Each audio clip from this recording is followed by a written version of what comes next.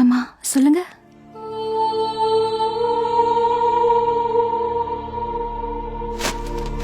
அப்பா!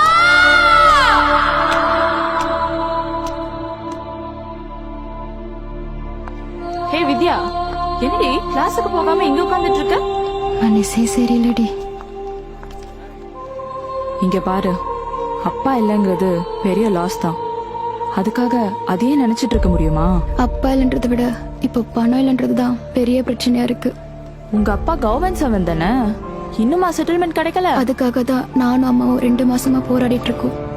என்ன சொல்றாங்க? மனசாட்சி இல்லாம 60,000 ரூபாய் லஞ்சம் கேக்குறாங்க. பணம் கொடுத்தாதான் கையெழுத்தே போடுவேன்னு அந்த ஆபீசர் சொல்லிட்டாரு. இப்போ நாங்க இருக்கிற இந்த நிலைமையில அவ்வளவு பணத்துக்கு நாங்க எங்க போவோம்? இதான் உன் பிரச்சனையா?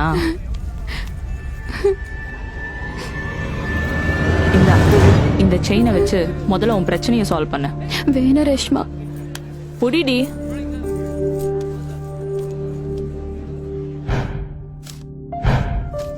இத கொண்டு போய் டெஸ்பாச்ல கொடு. Thank you sir. ரேஷ்மா, அந்த ரிமோட் எடு. இந்தா.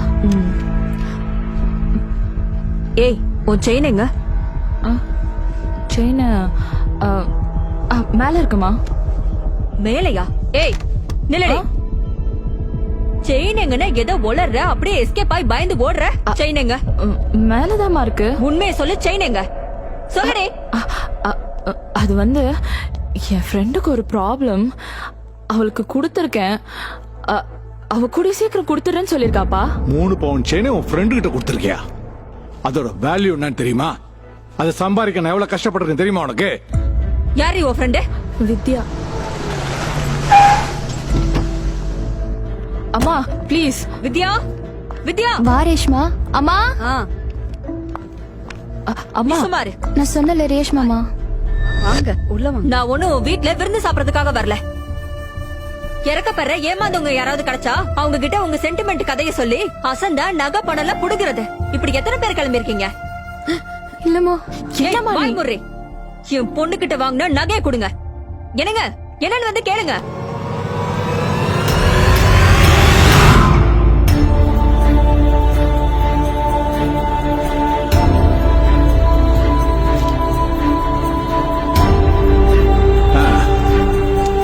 இப்போ உணர்ந்து விடு.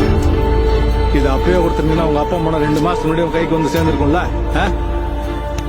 எப்ப இதெல்லாம் புரிஞ்சுக்க போறீங்களா? அப்போ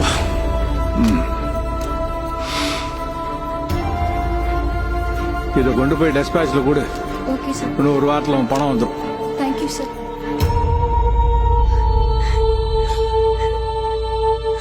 எங்க வீட்டுக்காரோட செட்டில்மெண்ட் பணம் வந்த உடனே உங்க பிள்ளையோட நகையை திருப்பி கொடுத்துறேங்க ஐயா. நாங்க யாரையும் ஏமாத்த மாட்டாங்க ஐயா. என்னங்க அவங்க பாட்டு பேசிக்கிட்டே இருக்காங்க, நீங்க பேசாம நிக்கிறீங்க. என்னன்னு கேளுங்க. பிரபா, போலாம் வா. என்னங்க? புரிஞ்சுக்கோ, போலாம் வா.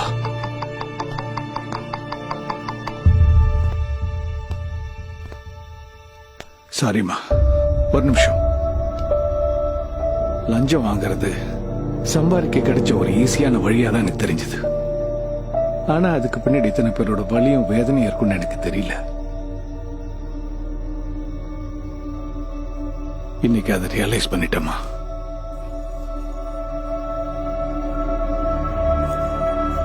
அப்பா இனிமே தப்பு பண்ண மாட்டேமா.